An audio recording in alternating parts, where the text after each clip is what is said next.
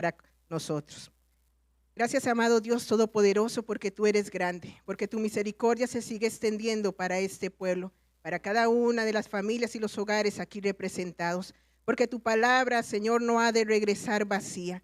Gracias, oh amado Rey, que nos permites, oh Señor, tener este lugar donde podemos alabarte con toda libertad, donde podemos gozarnos, deleitarnos, escuchar de lo que viene de ti. Presento delante de ti a cada maestro en las aulas, oh amado Dios, con los niños, con los jóvenes, oh Padre de gloria, aún con los recién nacidos, los pequeños, los de brazos, amado Dios, para que tú seas también derramando esa palabra de sabiduría, oh amado Dios, ese poder de tu espíritu, que inunde no solamente esta casa, este terreno, sino cada una de las vidas, oh Dios amado, que están delante de ti en esta mañana. En el nombre de Jesús, amén. Pueden tomar asiento, amados hermanos. En esta mañana quiero compartir con ustedes una pequeña enseñanza que tiene como título En manos del alfarero. Pero antes de entrar a todo ello, quiero darles un preámbulo de cómo llegó esta palabra, que fue a través de algo que el Señor me mostró. Hace varias semanas atrás, en medio de la alabanza, Dios me había traído una palabra para con este pueblo. Pero desde mucho antes, ya Dios venía anunciando cosas a través de los profetas. Creo que esto vino un poco antes de que entráramos en las estrategias de lo que era la oración por los acontecimientos que se han dado en medio de esta casa y también lo que era la parte, digamos, de llegar a lo que era el ayuno. Pero, como les digo, anteriormente Dios había alertado a través de los profetas que había un Amalek que se estaba levantando detrás de la debilidad que había en medio del pueblo. Y Dios vino a confirmar y a explicarnos de qué trataba ese Amalek a través de una de las hermanas obispos. En este aspecto nos enseñaba que Amalek era una nación que atacó la retaguardia del pueblo de Israel cuando éste salió de Egipto. Y decía que los atacó cuando estaban trabajados, cansados y sedientos.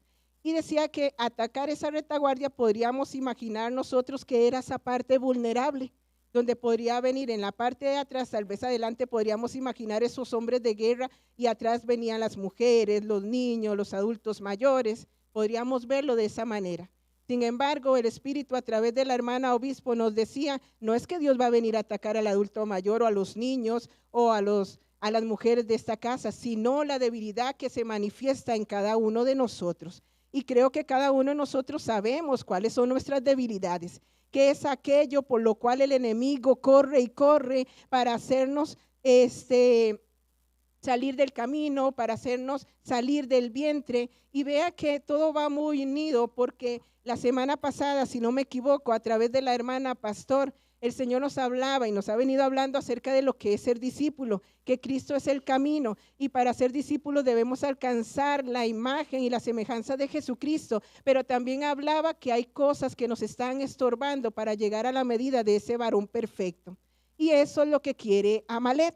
Amalek le salió al encuentro al pueblo de Israel, ¿para qué? Para estorbarle, para que no llegara a esa tierra prometida, para que no llegara a alcanzar lo que es la salvación. Igual nosotros vamos en camino a la tierra prometida, a esa salvación, regresar a ese Edén. Entonces, con respecto a eso, amados hermanos, es lo que Dios me mostró también en medio de la alabanza, que ahorita vamos para esa parte. Luego, vea que Dios fue tan bueno que el día que finalizamos con lo que es la estrategia del ayuno, trajo una visión, que lo resumo de esta manera: Dios nos escuchaba, pero también decía que no debíamos bajar la guardia. Y vean otra cosa, amados hermanos, también lo decía a través de la hermana obispo que explicaba lo de Amalek: estamos en tiempo de guerra. Y yo no sé si usted se ha percibido, pero Dios trae en todo momento, en todo tiempo, estrategia en medio de su casa. La semana pasada, a través de los ministros de alabanza, Dios nos invitó a entrar en cánticos de guerra, porque estamos en guerra. Entonces, en ese aspecto, la misericordia de Dios se sigue extendiendo, pero quiere que su pueblo se aperciba que Dios nos sigue dando estrategias. Para entender un poco de cómo Dios se manifiesta en medio de esta casa, quiero que vayamos al libro de Primera de Corintios.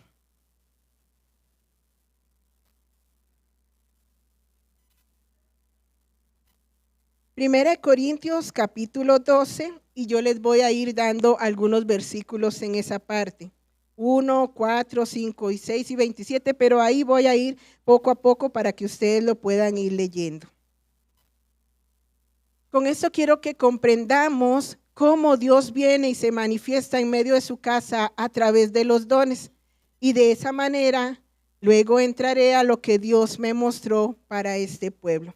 Dice así, en 1 Corintios capítulo 12, versículo 1 dice: no quiero, hermanos, que ignoréis acerca de los dones espirituales, del 4 al 6. Ahora bien, hay diversidad de dones, pero el Espíritu es el mismo.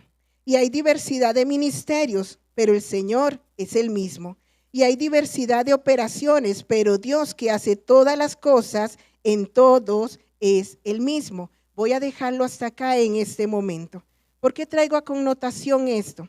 Primero, Dios ha dado dones en medio de su casa. Y la palabra nos enseña que esos dones vienen del Padre de las luces, de arriba, del Dios Todopoderoso. No es algo que se manifiesta de lo que es un espíritu humano, sino que viene de Dios.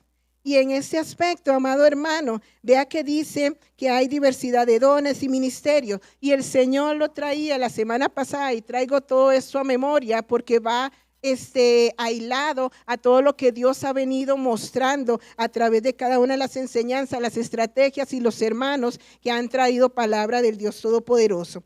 Y en esa parte decía que cuando nosotros ejecutamos un don en medio de la iglesia, en medio de la casa de Dios, esto está en función y se convierte en un ministerio. Y nos hablaba el Señor la semana pasada que Dios no da dones en medio de su casa para rellenar espacios. Y tampoco para que tengamos títulos, porque todos somos iguales delante de los ojos de Dios. Pero si usted se dispone cuando Dios le hace un llamado, amado hermano, es bueno porque la mies es mucha. Y además la palabra nos enseña que Cristo vino a servir, por tanto nosotros, si queremos alcanzar esa imagen y semejanza, ¿qué vamos a hacer? Disponernos para servir. Pero no es que usted diga, ay, mira, el pueblo me eligió como diácono. Ah, bueno, yo voy a aceptar para que digan, ahí va el diácono. No, hermano, si pensamos de esa manera, estamos erróneos. Ahora, Dios no pone hermanos en diferentes funciones o ministerios solo para que pueda, digamos, darse a conocer que está en esos ministerios. Cuando Dios nos hace pasar por diferentes funciones o diferentes ministerios, claro, Dios nos pregunta, pero Dios trabaja en cada uno de esos ministerios. En cada uno de los llamados que el Señor nos hace. ¿Usted no cree, hermano, que está trabajando algo en nuestras vidas? ¿Usted no cree, amado hermano, que el hecho que yo esté hoy delante de ustedes no puede Dios estar trabajando con un sinnúmero de cosas en mi vida? Pero yo me dispongo porque quiero que Dios me lleve a libertad, porque quiero que Dios me sane. ¿Cuántos de nosotros queremos que Dios nos sane? ¿Cuántas heridas recibimos en el mundo que trajeron menosprecio, que nos hicieron sentir inútiles? Pero Dios quiere que sepamos el valor que tenemos delante de Él y para Él.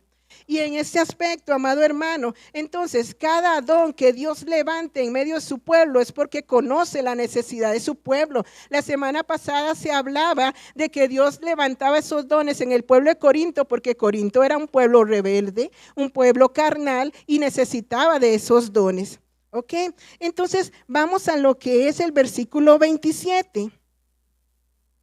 Leo para ustedes, dice así. Vosotros pues sois el cuerpo de Cristo y miembros cada uno en particular. Si yo pongo un espejo acá, yo digo, mira, soy de una sola pieza. Mi cuerpo es de una sola pieza, pero tiene muchos miembros. Las manos, los pies, el ojo, la nariz, la boca. Nosotros somos un solo cuerpo y la cabeza es Cristo. Pero por allá hay brazos, por allá hay pies. Por allá hay oídos, por allá hay manos.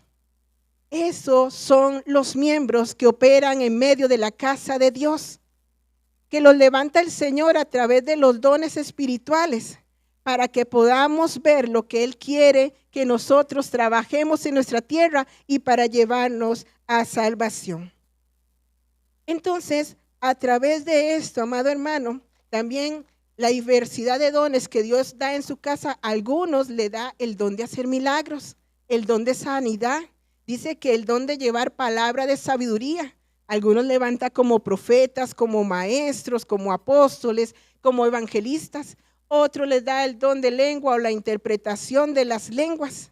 Pero lo que Dios quiere que nosotros comprendamos es que no tengamos la mirada en el hombre, porque no es el hombre que hace las cosas, sino nuestro Dios. Si usted pone la mirada en el hombre y resulta que ese hermano o esa hermana cae, usted sucumbe con él. Pero si usted lo pone en Cristo, usted no va a resbalar. En una ocasión escuchaba un testimonio y que era como una especie de queja. Hablaba una persona de una congregación. Delante de mí venía el pastor y yo le decía, pastorcito, pastor. Y no venía muy largo como para que no me escuchara, decía el muchacho que expresó eso. Y dice que en un momento se le volvió el pastor y dijo, yo no soy pastor, ahora soy apóstol. No es por títulos. Simplemente que Dios reparte sus dones a quien quiere y también el vaso que se dispone en él trabaja para bendecir al pueblo. Entonces, a raíz de esto, amados hermanos, quiero compartir lo que el Señor me dio semanas atrás. Y comienzo leyendo y lo voy llevando por partecitas y también a través de la palabra para que podamos comprender. Dice así: cuando estaba en medio de la alabanza, el Señor me llevó a mirar al pueblo y se levantó un sentimiento de compasión. Lo voy a dejar acá. Estaba en medio de la alabanza cuando Dios me mostró una palabra para ustedes. Y lo llevo a esto con respecto a la alabanza. El Señor nos ha enseñado en esta casa de oración que la alabanza es una estrategia poderosa. Y creo que cuando estábamos con las estrategias de la oración y del ayuno, Dios trajo lo que era la cita bíblica de Segunda de Crónicas, capítulo 20, si no me equivoco, que era cuando nos hablaba acerca del rey Josafat. ¿Recuerdan ustedes? Dice que venían grandes naciones contra él y él tuvo temor, pero dice que él consultó a Dios y dice que él lo buscó en ayuno y oración y todo el pueblo también. Y así fuimos llevados nosotros. Pero dice también que se levantó un profeta y Dios habló a través del profeta. Y dice que llevó a que se levantaran cánticos cuando venían esas naciones. Y dice que el enemigo se confundió y se mataron entre ellos mismos. Dios no nos ha dado estrategia, amados hermanos. Nos llevó a lo que era entrar en intercesión por esta casa de oración, por nuestras vidas. Nos llevó al ayuno. Pero digo yo, amados hermanos, si Dios movió la semana pasada a los ministros de alabanza a guerrear a través de los cánticos, ¿no será que Dios va mostrando una y otra vez estrategias? Terminamos con el ayuno, pero resulta o pregunta el Espíritu, ¿usted sigue intercediendo por lo que opera en esta casa de oración? ¿Por lo que se puede mover en medio del pueblo? Porque como hijos de Dios no debe cesar nuestra oración. Entonces, en este aspecto, amado hermano, hay poder en la alabanza. Si no me equivoco, en uno de los versículos de la Escritura mencionaba que una vez venían varones alabando a Dios y ahí venía Saúl, ¿verdad? Y dice la palabra que él comenzó a profetizar. Entonces, ¿habla Dios en medio de la alabanza? Sí, amados hermanos. Quiero que vayamos al libro de Segunda de Crónicas. Denme un momentito para llegar por acá. Segunda de Crónicas, capítulo 5.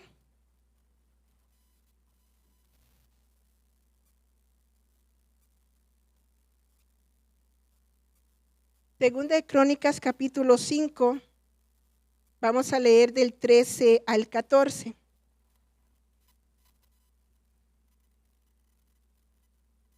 Dice así. Segunda de Crónicas 5, 13 al 14. Cuando sonaban pues las trompetas y cantaban todos a una para alabar y dar gracias a Jehová, y a medida que alzaban la voz con trompetas y címbalos y otros instrumentos de música y alababan a Jehová diciendo, porque Él es bueno, porque su misericordia es para siempre. Entonces la casa se llenó de una nube, la casa de Jehová. y no podían los sacerdotes estar allí para ministrar por causa de la nube, porque la gloria de Jehová había llenado la casa de Dios.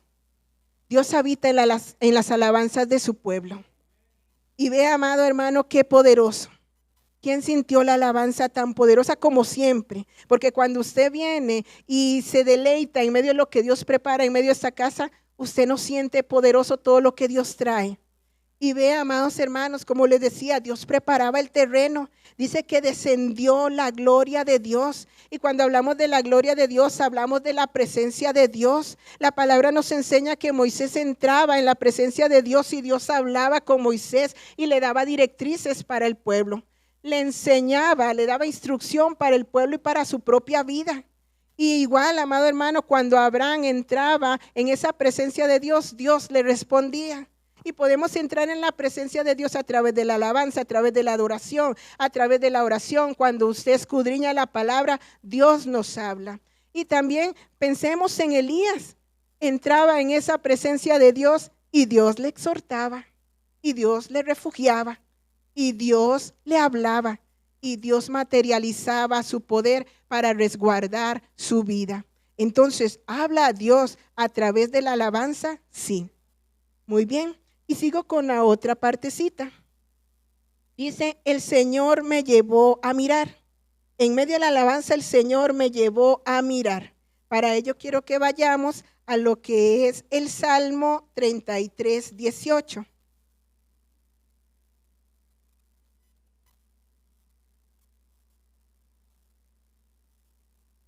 Salmo 33, 18.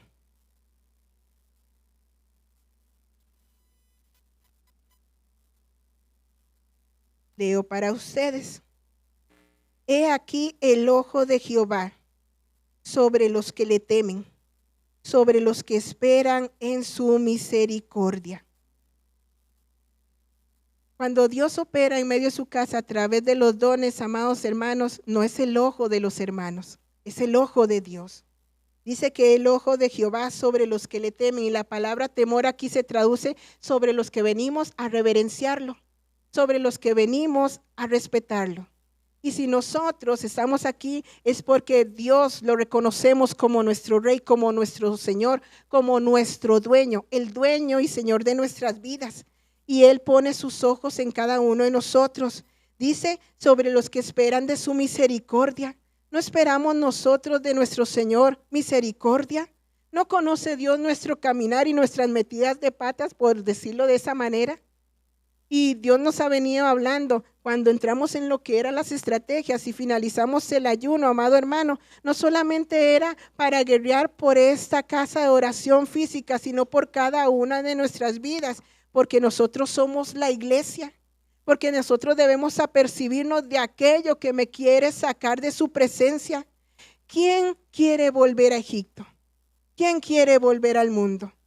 Sabemos lo que nosotros vivimos cuando estábamos sin Cristo, pero si algo nos atrapó y nos ha tenido aquí durante muchos años, es porque este amor y ese deleite, esa presencia que hemos saboreado es mayor que todo lo que vivimos en ese mundo. Entonces, en esta parte decía, continúo con lo que les vengo leyendo, cuando estaba en medio de la alabanza, el Señor me llevó a mirar al pueblo y levantó un sentimiento de compasión. Ahora, con respecto a esta parte de que Dios nos mira, amado hermano, es porque conoce también cuál es su aflicción. Y en el libro de Mateo solo lo menciono, Mateo 9 dice que Jesús sentía compasión por las multitudes. La palabra compasión se traduce en el original como misericordia. Pero cuando buscaba en el diccionario español, dice que es la virtud de sentir misericordia o compadecerse por los padecimientos o sufrimientos de los demás. Entonces, si ese día, amado hermano, Dios puso su ojo en medio de esta casa, es porque sabe lo que usted está padeciendo, es porque sabe lo que usted se pregunta, se cuestiona, lo que usted está viviendo, aquello de lo que usted tiene necesidad, aquello donde usted le está diciendo a Dios, dame una respuesta, cómo sobrepaso esto que estoy viviendo o cómo vengo a vencer esta debilidad que me está atormentando y me quiere sacar de tu presencia, de tu caminar. Dios todo lo conoce Y Él descendió para ello, amado hermano, para venir y fortalecernos. Pero aquí es también que después de que Dios me llevaba todo esto, decía lo siguiente, y lo leo nuevamente. Cuando estaba en medio de la alabanza, el Señor me llevó a mirar el pueblo y se levantó un sentimiento de compasión y vino la siguiente palabra: desordenaré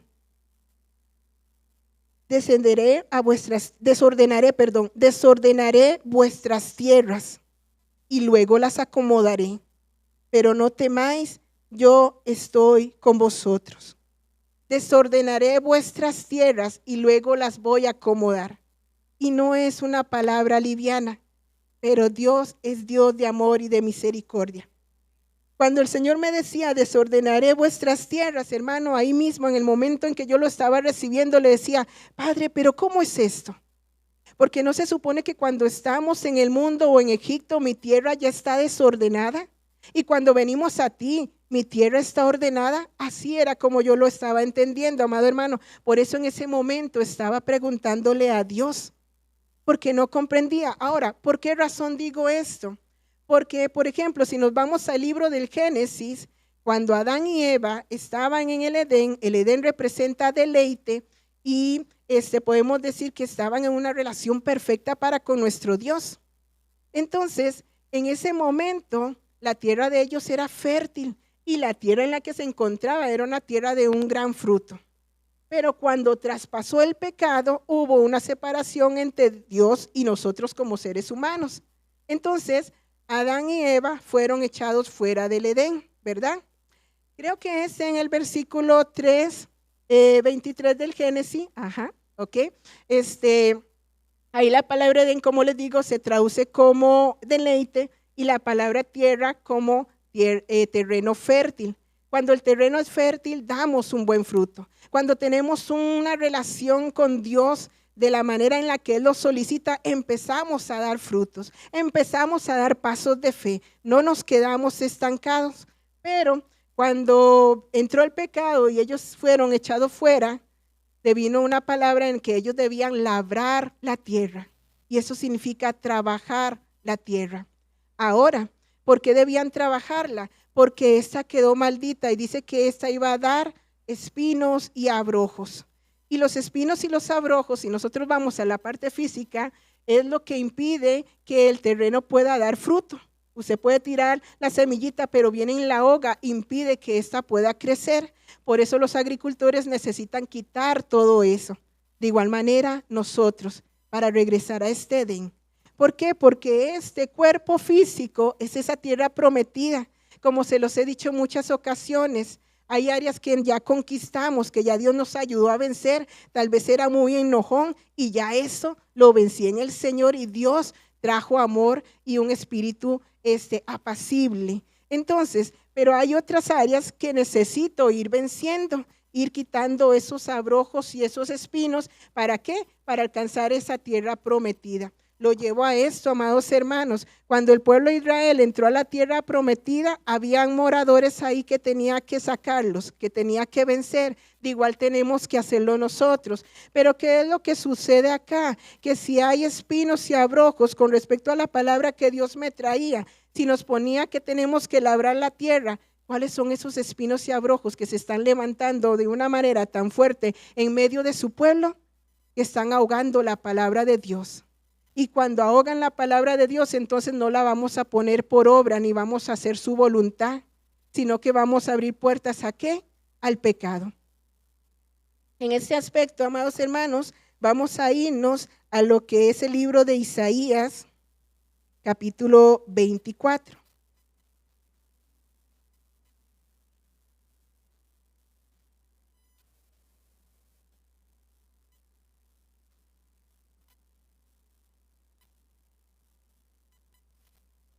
Isaías 24, voy a leer varios versículos.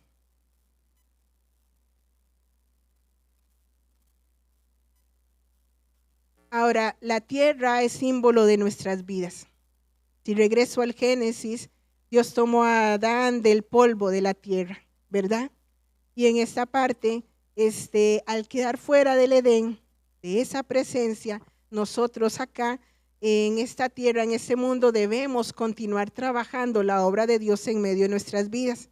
Pero eso no quiere decir que Dios dejó sin su misericordia a Adán, a Eva o a nosotros. Por algo tenemos la palabra, simplemente que ahora para regresar allí debemos trabajar.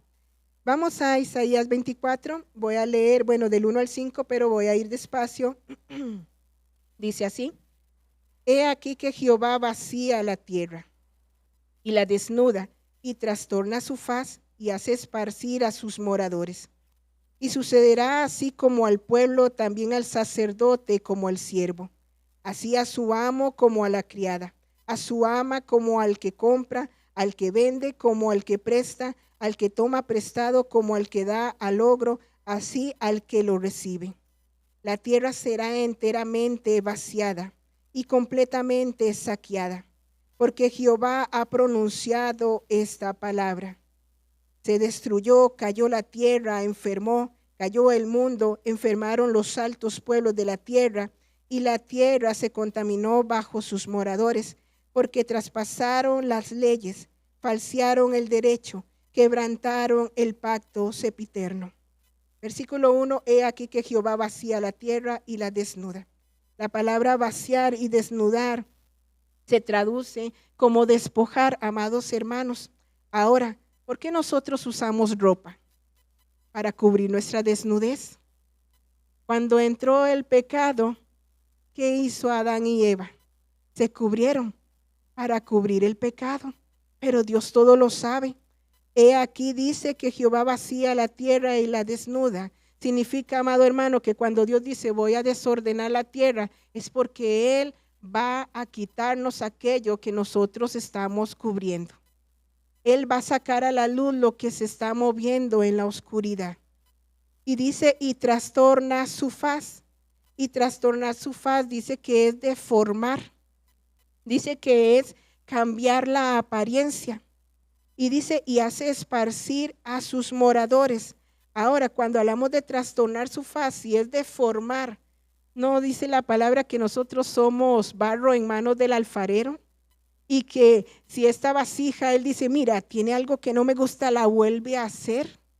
Ahora, también dice que va a esparcir a sus moradores. Como les decía, cuando el pueblo de Israel entró a esa tierra prometida, tenía que guerrear para sacar los moradores que estaban allí, porque Dios le dio esa tierra. Y resulta que esos moradores tenían otros dioses, tenían otras prácticas contrarias a la voluntad de Dios, prácticas de este mundo. Entonces, ¿cuáles son los moradores que se están manifestando en medio de nuestra tierra, que nos están impidiendo hacer la voluntad de nuestro Dios, que nos están impidiendo que nosotros, amados hermanos, nos congreguemos? Será el razonamiento, será la religiosidad, la fornicación, la idolatría, será la mentira, será el enojo, el pleito, la contienda. Póngale usted nombre, de la misma manera que lo traía el Señor cuando explicó a Amalek cuál es esa debilidad. Entonces dice, y sucederá así como al pueblo, también al sacerdote, como al siervo, así a su amo. Si leemos ese versículo 2, amados hermanos, está hablando que a todos, porque aquí no hay jerarquía, somos todos iguales delante de la presencia de Dios. Trabajará con el pastor, con el obispo, con el anciano, con el líder, con el maestro, con el asesor, con el director, con todos, amados hermanos, porque somos su pueblo y Él está extendiendo su misericordia. Y dice, la tierra será enteramente vaciada y completamente saqueada. Creo que ese término no está ahí, pero cuando buscaba el término el diccionario español, dice que vaciar significa sacar todo lo que está dentro. Hermoso es nuestro Dios, porque ahora vamos a ver que aunque nos parece fuerte la palabra, cómo es que también viene esa misericordia. Y dice, en el 4, se destruyó, cayó la tierra, enfermó, cayó el mundo, enfermaron los altos pueblos de la tierra. Ahora, ¿qué síntomas pueden haberse o se están mostrando en medio de su vida o en medio de la casa de Dios? Hay síntomas que nos llevan a enfermedades, ¿verdad? Y a enfermedad de muerte. Y cuando llega esa muerte espiritual, amado hermano, es porque hemos sucumbido. es porque hemos quitado a Cristo como nuestro fundamento y esa casa cae. Y dice el 5, y la tierra se contaminó bajo sus moradores, porque se traspasaron las leyes, falsearon el derecho, quebrantaron el pacto sempiterno. ¿Cuál pacto, amados hermanos? Cuando vinimos a Cristo le recibimos como nuestro Señor y como nuestro Salvador. Y Dios nos ha venido hablando de la Constitución, ¿verdad? Esta es la Constitución que estamos quebrantando. Y en esta parte es donde Dios quiere que nos apercibamos, porque dice que se contaminó la tierra.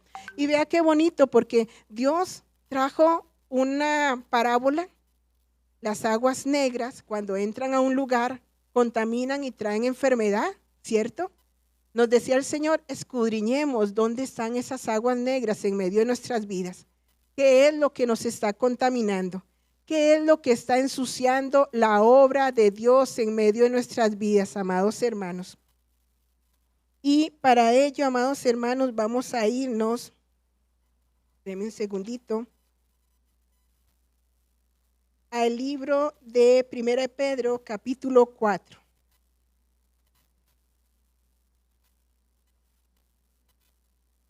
Primera de Pedro 4.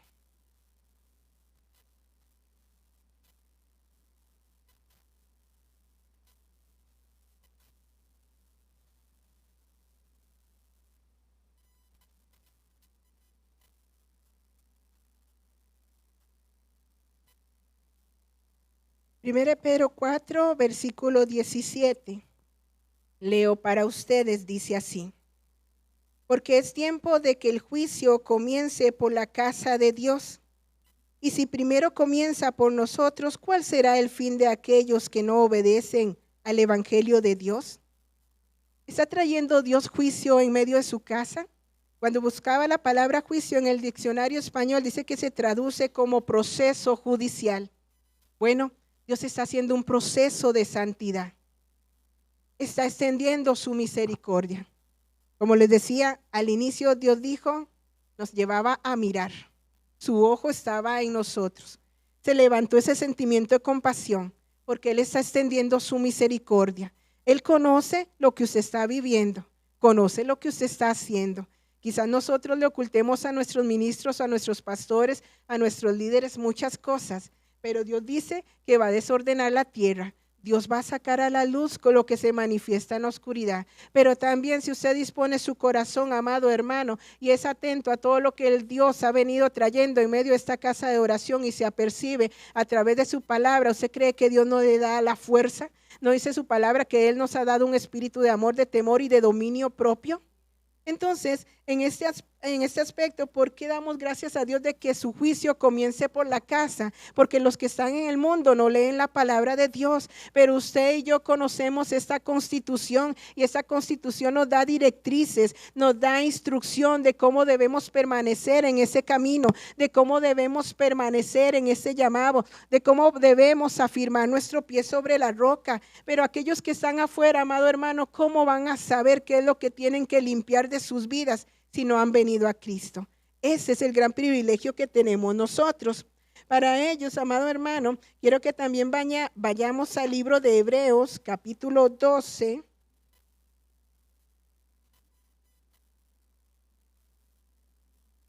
Hebreos 12, 11.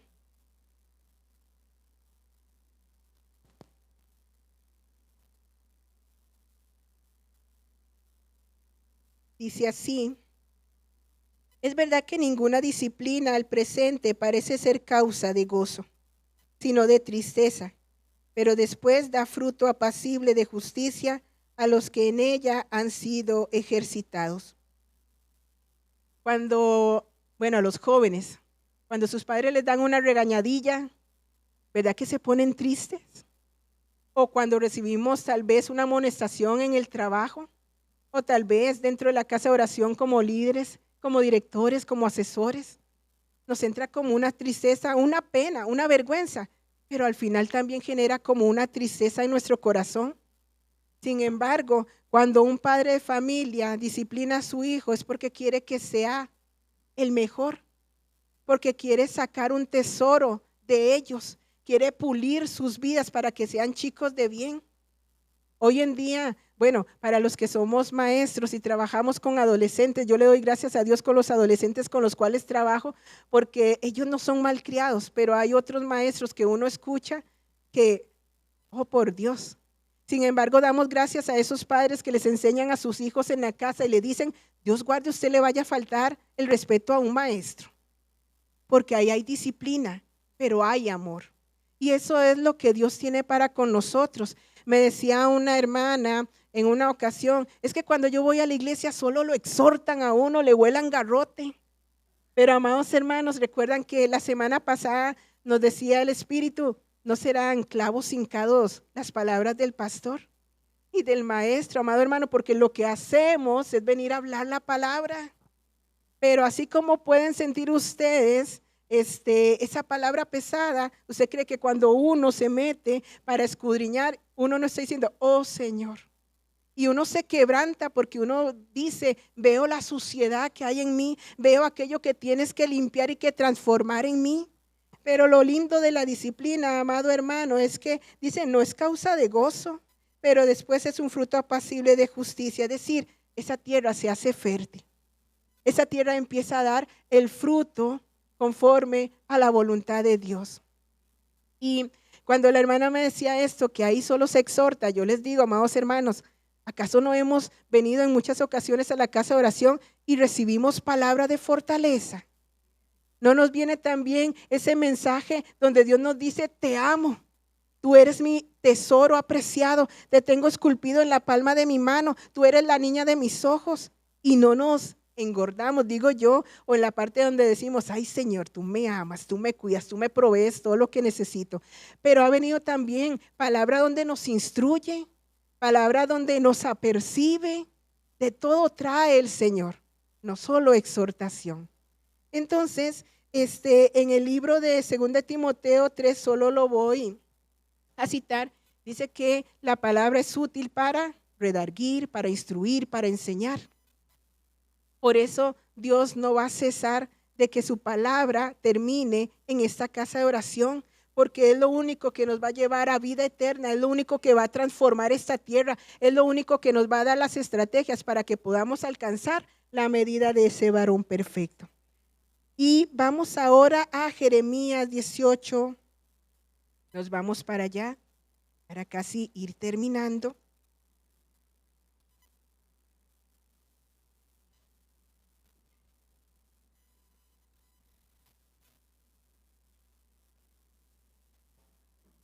Jeremías 18.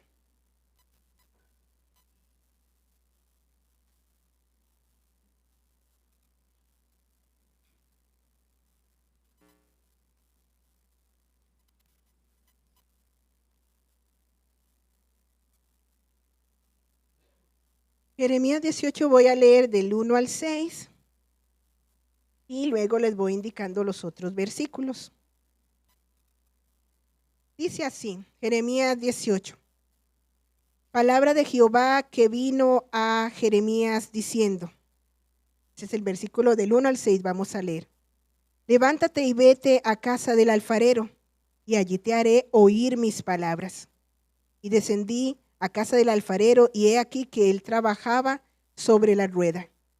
Y la vasija de barro que él hacía se echó a perder en su mano, y volvió y la hizo otra vasija, según le pareció mejor hacerla. Entonces vino a mí palabra de Jehová diciendo, ¿no podré yo hacer de vosotros como este alfarero, oh casa de Israel? Dice Jehová, he aquí que como el barro en la mano del alfarero, así sois vosotros en mi mano, oh casa de Israel. Ahora, lo leo de nuevo, he aquí que como el barro en la mano del alfarero, así sois vosotros en mi mano, oh casa del renuevo. Y lo llevo a esto, amados hermanos. Cuando Dios trajo esta palabra a Jeremías, el pueblo de Israel estaba en rebeldía. Y dice que lo llevó a casa del alfarero, porque a través de lo físico, él le iba a hablar de lo espiritual.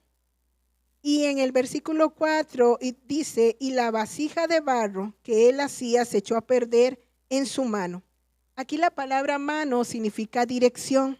Claro, Dios nos traza una dirección y nos traza un camino.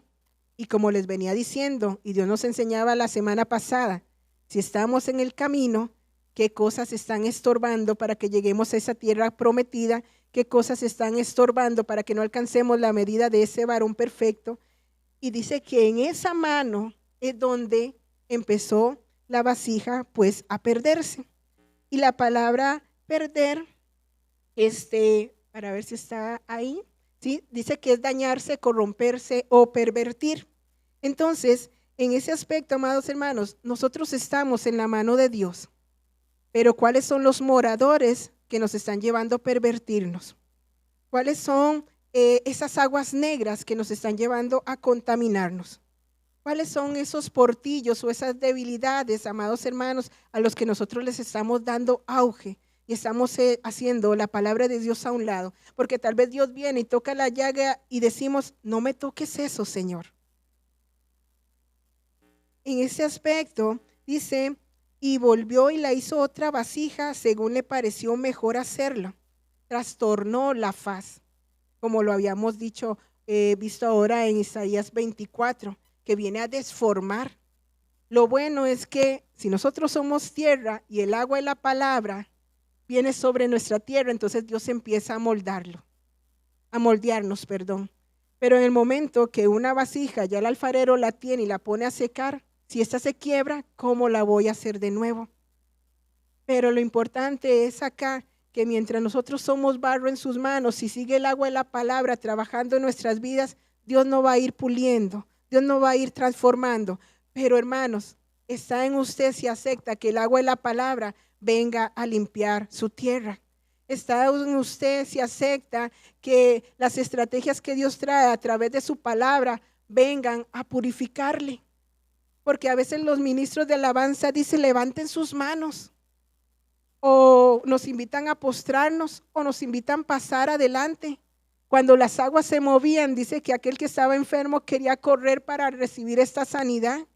Pero ¿cuántos no lo hacemos? ¿Qué es lo que nos tiene atado para que impedirnos mover nuestros pies y entrar a las aguas en ese mover, en esa presencia que Dios está trayendo? Puede ser que estemos en la alabanza, pero otros de brazos cruzados y no abro mi boca. Y a veces pensamos, es que si danzo, yo danzo tan feo, tal vez no sé hacerlo. Hermano, es para Dios, usted simplemente muévase, que nada le robe la unción ni la gloria de Dios. Decía el hermano, no nos quedemos como espectadores, sino seamos parte de ese mover. Y dice, entonces vino a mí palabra de Jehová diciendo, ¿no podré yo hacer de vosotros como este alfarero, oh casa de Israel?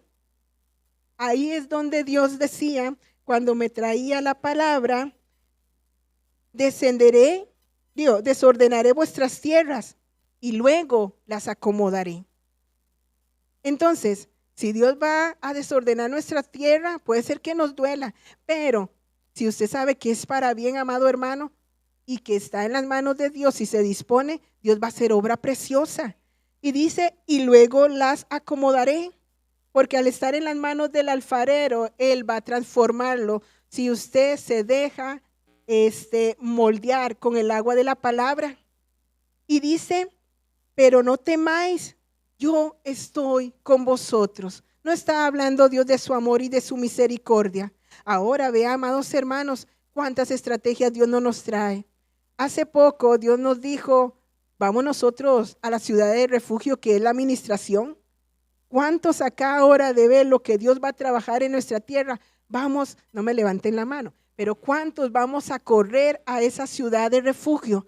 ¿Cuántos vamos a correr a la administración? Y vamos a exponer, no es ante un hombre, amado hermano, es que usted exponga que es el morador que hay en usted y Dios va a traerle la estrategia a través de la palabra. Claro, lo trae cuando estamos en seminario, lo trae cuando escuchamos la palabra aquí en la casa de oración, lo trae en cada uno de los departamentos, porque Dios a través de sus directores o líderes trae también esa agua de la palabra, pero hay cosas que usted no le va a ir a contar a todos. Pero si usted sube a lo que es esa ciudad de refugio, esa administración, Dios va a darle las estrategias para que pueda formarse una vasija de honra en las manos de Dios. Y dice el versículo 7, En un instante hablaré contra pueblos y contra reinos para arrancar y derribar y destruir. Eso es lo que está haciendo nuestro Dios. Porque ¿cuáles son esos reinos o esas naciones que se están levantando en nosotros para estorbar su obra? Entonces, claro que Él va a venir a limpiar, claro que Él va a venir a saquear, claro que Él va a venir a vaciar. Pero luego dice el versículo 9, y en un instante hablaré de la gente y del reino para edificar y para levantar. Y esa parte de edificar y levantar, amado hermano, y plantar. Edificar significa que Dios nos va a levantar. Pero dice que plantar es que nosotros quedemos como una vid que pueda dar fruto en la tierra. Entonces ahí es donde Dios va a hacer que nuestra tierra sea fértil y podamos dar el fruto. ¿Cuál fruto? El de alcanzar el ADN de Dios, el de alcanzar esa medida de ese varón perfecto. Espero, amados hermanos, que con respecto a eso que el Señor me mostró para su pueblo, para cada uno de nosotros, haya quedado claramente con ello. Pero sí hay un llamado que el Señor ponía en mi corazón. Y invito a los músicos y cantores que puedan pasar. ¿Desea usted, amado pueblo, que Dios le fortalezca en el hombre interior? Que Dios le fortalezca en esa nueva criatura. Entonces pase aquí adelante, porque las aguas el Señor las prepara. No mire quién pasa, usted simplemente, yo creo que con este llamado pasaríamos todos, porque ¿cuántos de nosotros no deseamos que Dios nos fortalezca en el hombre interior? ¿Cuántos de nosotros no deseamos que Dios siga levantando ese primer amor? ¿Cuántos de nosotros no deseamos que esa nueva criatura venga a vencer esa carne? Porque dice que la carne está en contra del espíritu. Pero he aquí que nosotros con el conocimiento de Dios y de su palabra vamos a guerrear. Vamos a decirle, Dios, levántame conforme a tu perfecta voluntad. Mira esos moradores que me persiguen. Mira donde no he podido, oh Dios, detenerme, o donde necesito poner un alto a esto que se levanta en mí. Pero Dios sale a vencer por su pueblo. Dios es bueno, Dios es grande, Dios es poderoso. Y si llevó al pueblo de Israel a esa tierra prometida, si usted dispone su corazón, amado hermano, ¿usted no cree que la obra que Dios inició la llevará a un feliz término? Sea Dios en medio de su pueblo. Gracias, oh Padre Todopoderoso, he aquí, Señor, mira a tu iglesia, amado Dios. Mira a tu pueblo, oh Padre Santo, que se dispone. Hemos entendido tu palabra, oh Jehová. Saca, oh Señor, aquello que nos ensucia, pero sea tu Espíritu, Señor, en medio de nuestra tierra, amado Dios. Ministra nuestra vida, oh Padre de gloria, de tal manera que podamos derrotar a nuestros enemigos, oh amado Dios. Fortalécenos en el hombre interior, Jehová. He aquí, perfecciona tu obra, Señor, en nosotros, amado Padre. Sigue trabajando en nuestra tierra, que nada nos separe ni nos aparte de tu mano, amado Dios. Poderoso